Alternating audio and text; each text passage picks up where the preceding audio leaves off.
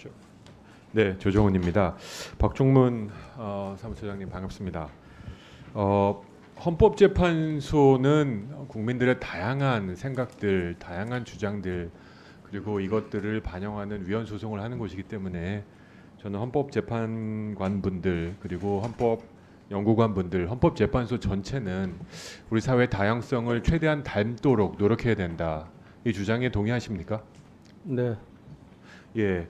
그래서 제가 작년 국감 때 그 헌법연구관 제발 좀 법조인 말고 다른 사람 좀 뽑아달라고 신신당부했습니다. 기억나시죠? 네, 그렇게 말씀하셨습니다. 네. 뭐 자료가 있습니다. 뭐 아시는 대로 그 이후에 7명 신규 임명하셨는데 약속은 하시고 하나도 안 지키셨어요. 제가 주장한 거에 지나지 않고 지난 3년 동안 매번 지적당하고 계시는데 끈질기게 안 하십니다. 왜 그러신 거예요? 후보가 없습니까? 아니면 그냥 아는 사람 뽑느라고 그러십니까?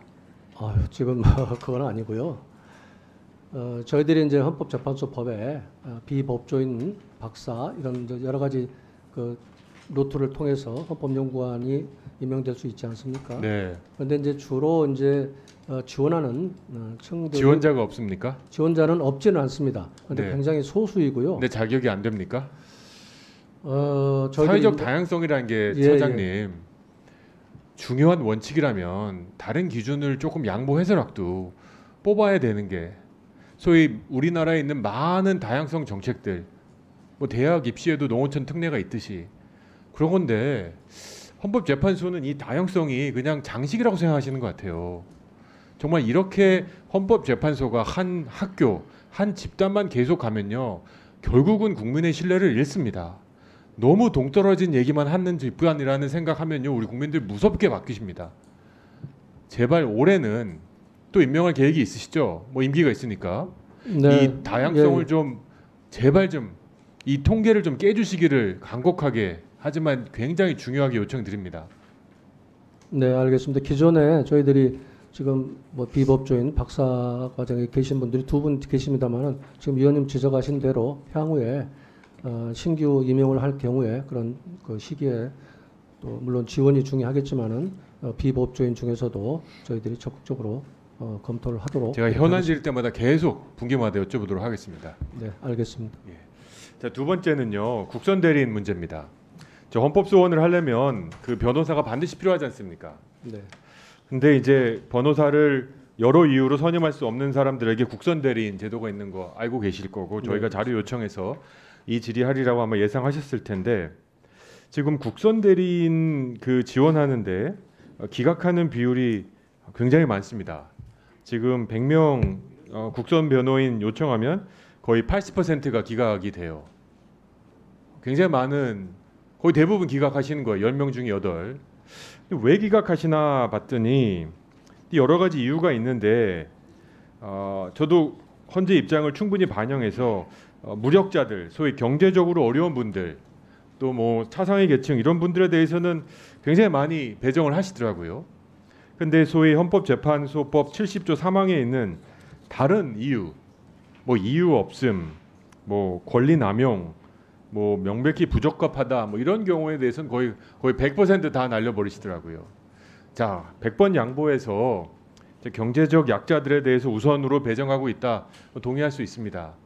하지만 그 외에 다른 이유로 기각당한 분들은 헌법 재판을 해볼 권리를 박탈당한 거예요, 그렇죠?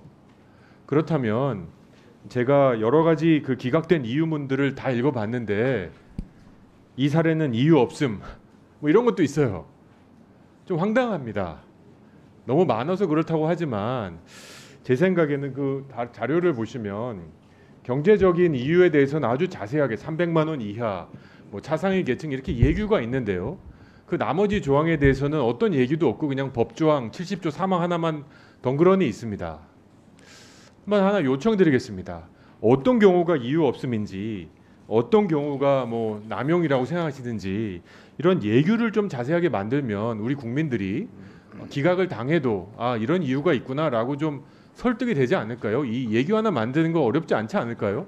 어떠십니까? 네, 말씀하신 취지를 반영해서 저희들이 검토하도록 하겠습니다.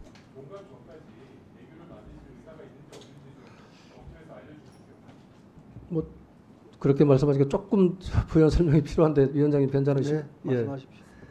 사실 저희들이 헌법 소원 심판 청구가 대다수 많은 걸 차지합니다. 이 사건에 저희들 사건에. 그래서 거기에서 당연히 이제 대리인이 서임돼야 되는 거고요.